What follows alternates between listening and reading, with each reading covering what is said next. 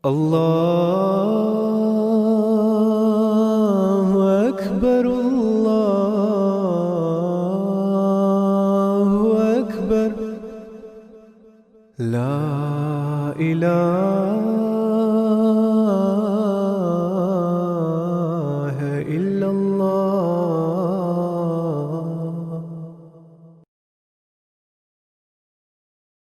Chers téléspectateurs, Assalamu alaikum wa rahmatullahi wa barakatuh.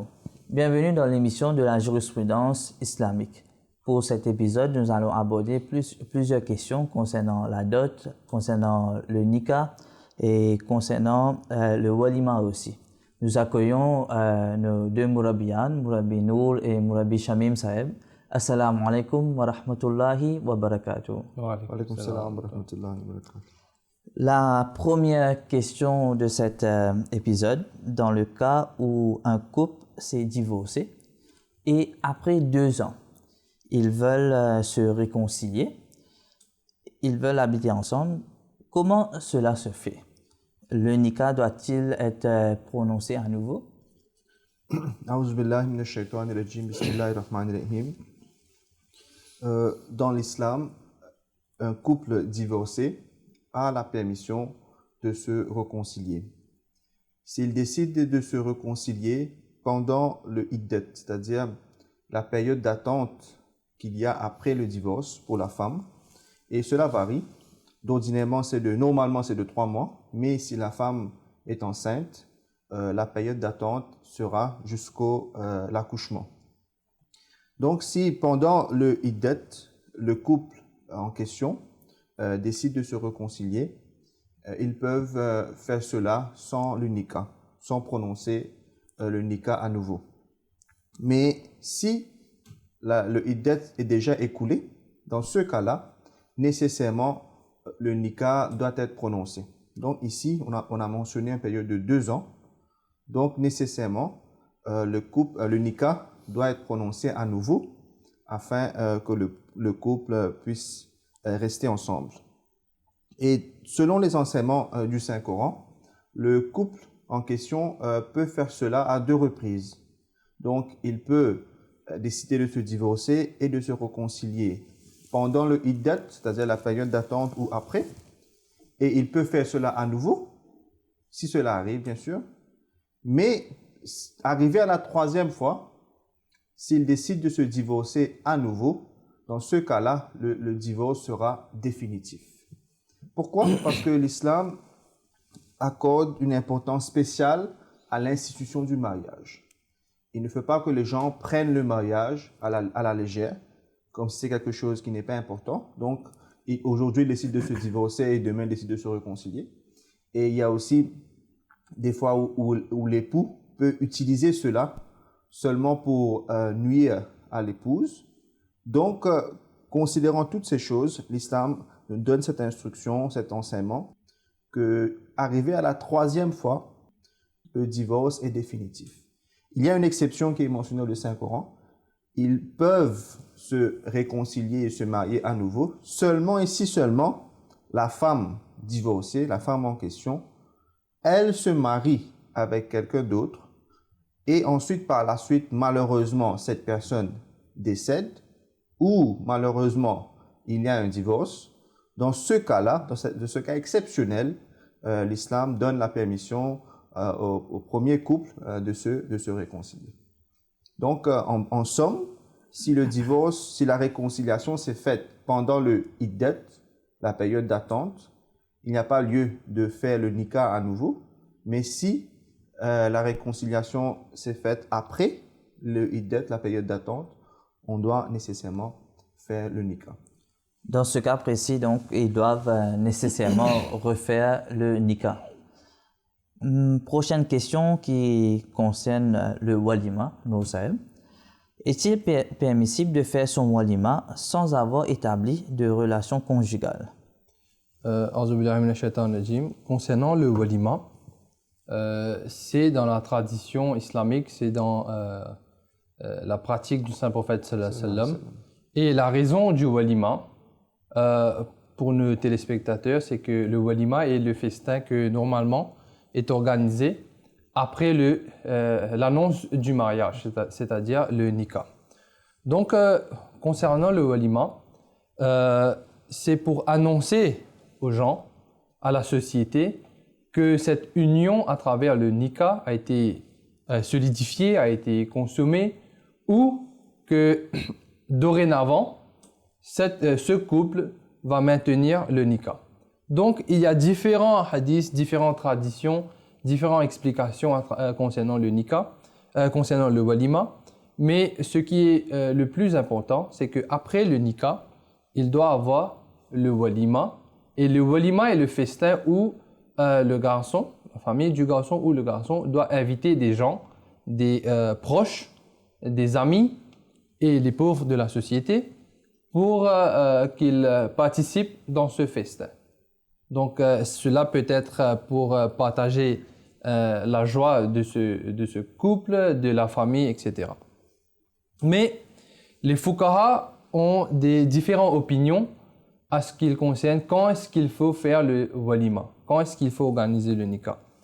Il y en a des fuqaha qui disent cela peut être organisé à n'importe quel moment après le nikah, après que le nikah a été annoncé. Pour rappel que le nikah est quand le imam ou quelqu'un d'aîné va annoncer cette union entre le garçon et la fille devant le public. Cela peut être fait dans une mosquée ou dans d'autres endroits, là où les gens se sont réunis. Donc, le nikah a été annoncé que dorénavant, ce couple va être mari et femme. Et le walima peut être organisé à n'importe quel moment après le nikah. Et il y a seulement les Malkiya, concernant les écoles de pensée. Il y a les Malkiya qui sont de cet avis que le walima doit être fait seulement s'il y a eu une relation physique entre l'époux et l'épouse. S'il n'y a pas eu de relation physique, d'après eux, d'après les Malkiya, il ne peut pas avoir de walima. Donc, cette condition est seulement de cette école de pensée qui est connue comme les Maliki. Mais les autres écoles de pensée, de jurisprudence, les autres juristes, sont de cet avis que après le nikah, il doit avoir le walima. Il n'y a pas de condition concernant la relation physique qui a été mentionnée. Et qu'est-ce qui est mentionné en commun dans presque toutes les écoles de pensée? C'est le khalwati sahiya. C'est-à-dire que le couple, c'est-à-dire l'époux et l'épouse, qu'ils passent un moment intime en isolation. C'est-à-dire, peu importe l'endroit, une chambre, une maison, une place qui est privée. Et la condition est que, d'après la loi islamique, d'après le sharia, c'est que si quelqu'un veut entrer dans cette chambre, alors où, dans cet endroit où le couple est est dans un moment privé, que cette tierce personne doit avoir la permission de ce couple. Peu importe l'endroit, mais la définition est telle que si un autre veut les rencontrer, il doit avoir la permission. Donc cet endroit est connu comme khalwati sahiha. Le couple est en isolation. Si ce couple a passé dans ce moment, peu importe la place, elle doit avoir le walima après le nikah. Donc, d'après cette explication, il n'y a pas de définition spécifique qu'est-ce qui s'est passé dans le moment privé, excepté pour l'école de pensée qui est connue comme Malikiya. Le Messie promis alayhi salam a beaucoup parlé à propos de l'importance du nikah, comment est-ce qu'il faut annoncer le nikah et l'importance du walima et comment procéder pour le mariage et les autres célébrations ou les autres pratiques qui sont attachées avec le nikah et le walima. Le Messie promis alayhi salam a beaucoup insisté que la pratique du Saint-Prophète sallam est qu'il doit avoir le nikah et ensuite il doit avoir le walima. Mais à aucun moment, il n'a pas mentionné qu'il doit y avoir nécessairement une relation physique entre l'époux et l'épouse après le nikah pour célébrer le walima. Donc, si je comprends bien, ils doivent seulement être en isolation. Exactement. C'est ça qui a été mentionné dans toutes les écoles de pensée. Mais la relation physique n'a pas été mentionnée comme condition pour le walima.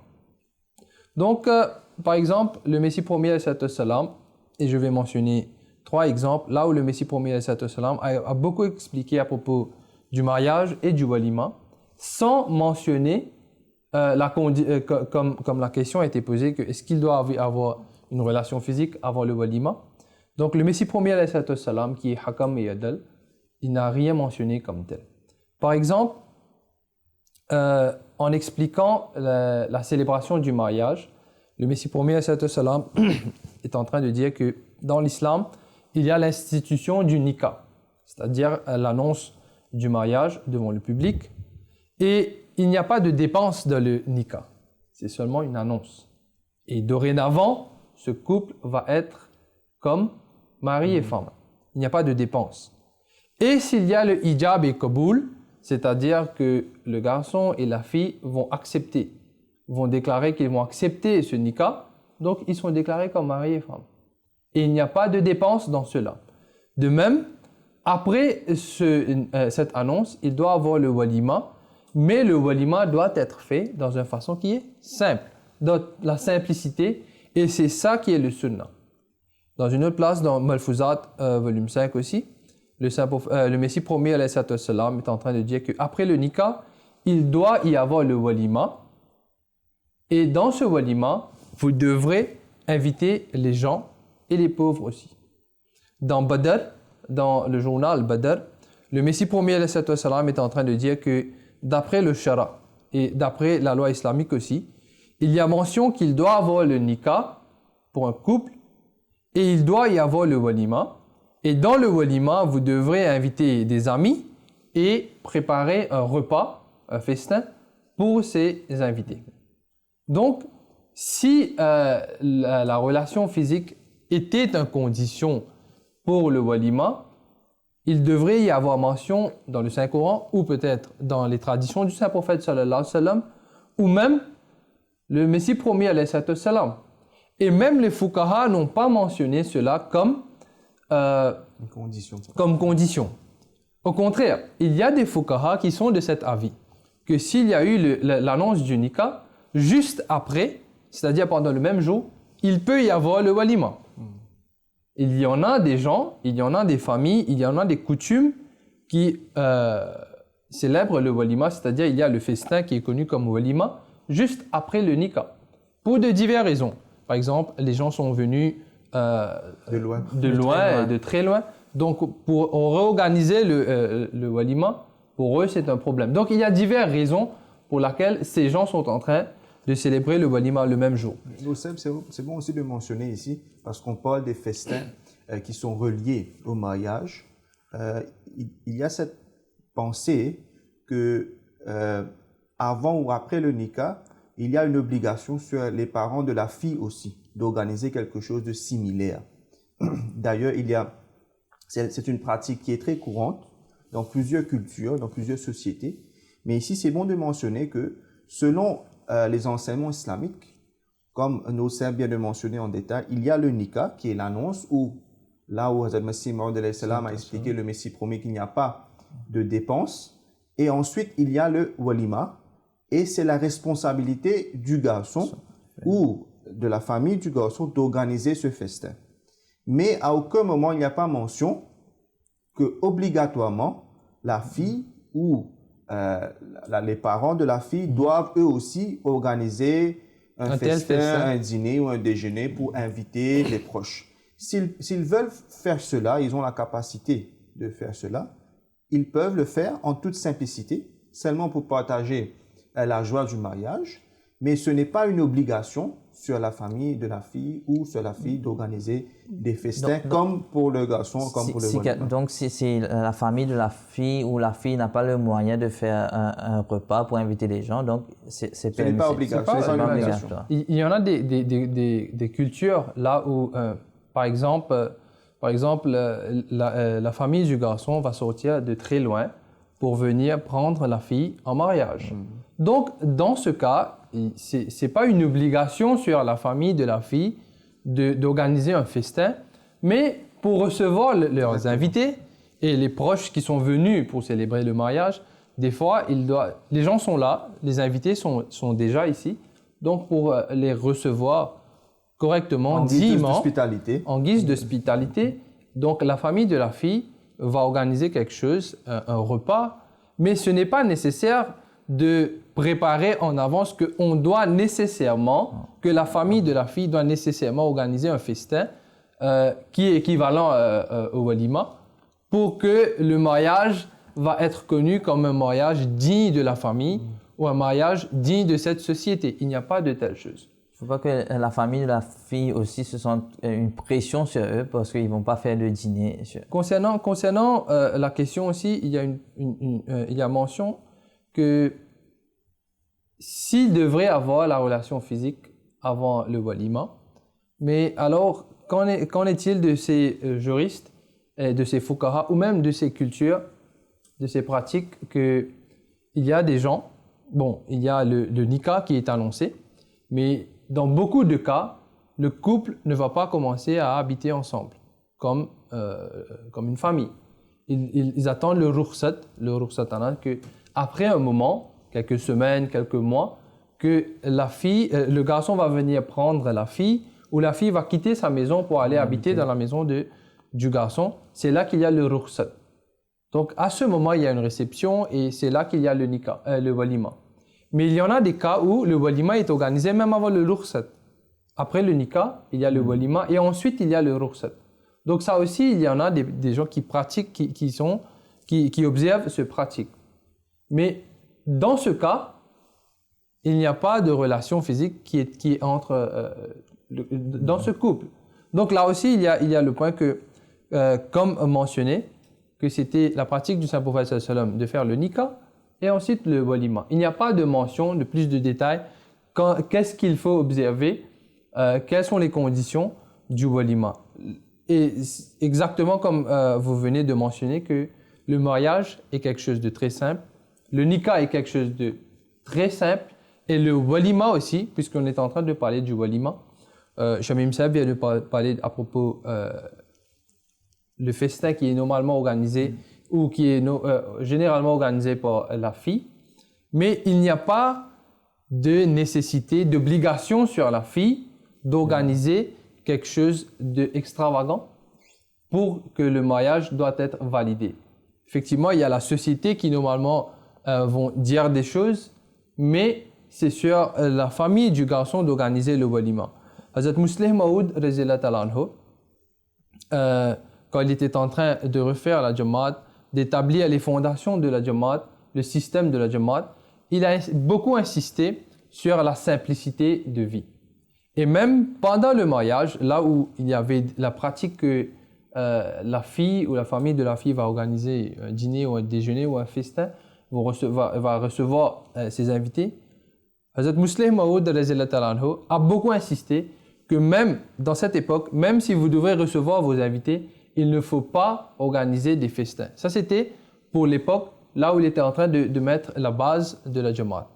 Seulement pour le faire très clair qu'il n'y a pas de nécessité d'organiser quelque chose en dehors du nikah et du walima. Et même pour le walima, de nos jours, on constate qu'il y a des extravagances. Seulement pour organiser un nikah, par exemple, il y a des dépenses exorbitantes seulement pour la décoration, seulement pour la nourriture, alors qu'avec cet argent qu'ils ont préparé, qu'ils ont dépensé dans ce walima, cela pourrait aider des autres gens, des autres couples, des autres jeunes filles et garçons pour célébrer leur mariage. Malheureusement, aujourd'hui, il y a des gens qui font des walimas et des dépenses, alors que 2 ou 3 ou même 4 mariages qui, normal, pourraient être organisés à travers ces dépenses extravagantes.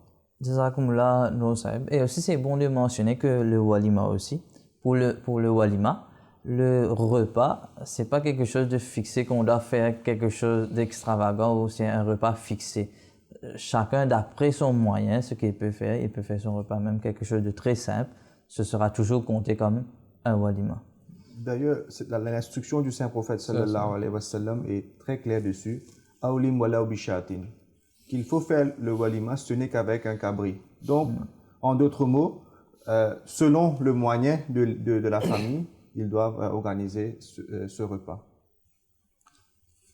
La prochaine question, toujours concernant le mariage, qui est quelque chose qu'on entend très souvent, de plus en plus de nos jours, concernant le love marriage, comme on dit.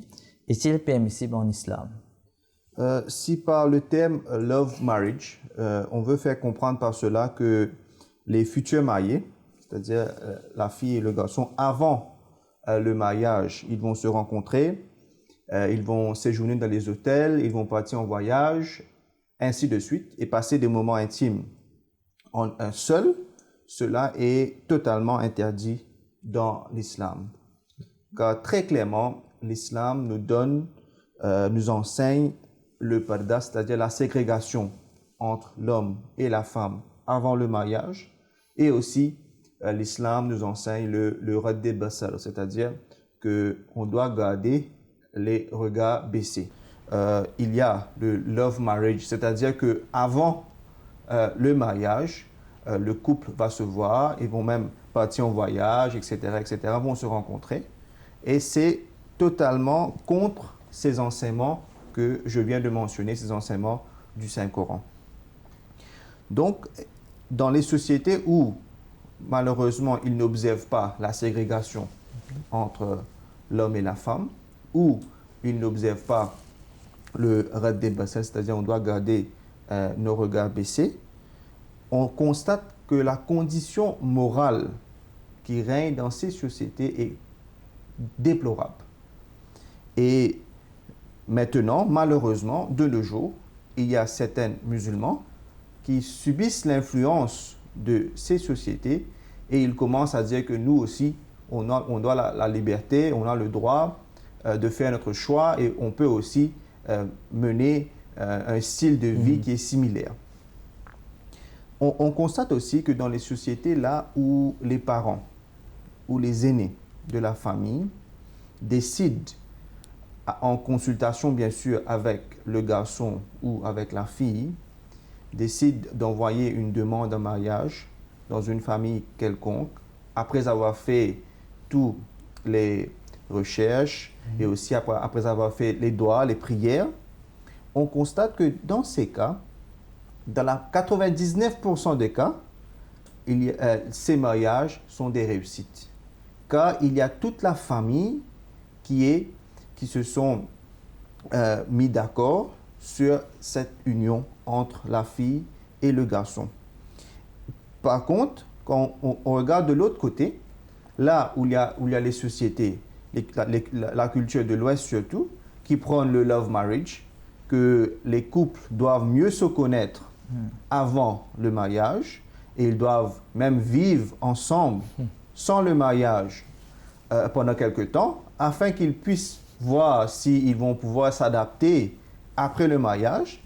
Si tel était le cas, on aurait dû voir que le taux de divorce dans ces pays aurait dû être 0 ou bien moins que là dans les pays où les parents et la famille aident aux mariés de décider concernant le mariage. Mais tel n'est pas le cas. On constate que malheureusement, dans les sociétés qui prennent le love marriage, le taux de divorce est très élevé. Donc, ceci n'est pas une raison valable pour dire que on doit se rencontrer avant le mariage et partager et rester ensemble afin qu'on puisse assurer le succès du mariage. Les statistiques nous montrent que cela n'est pas le cas. Pourquoi? Parce qu'ils partent à l'encontre des enseignements de l'islam.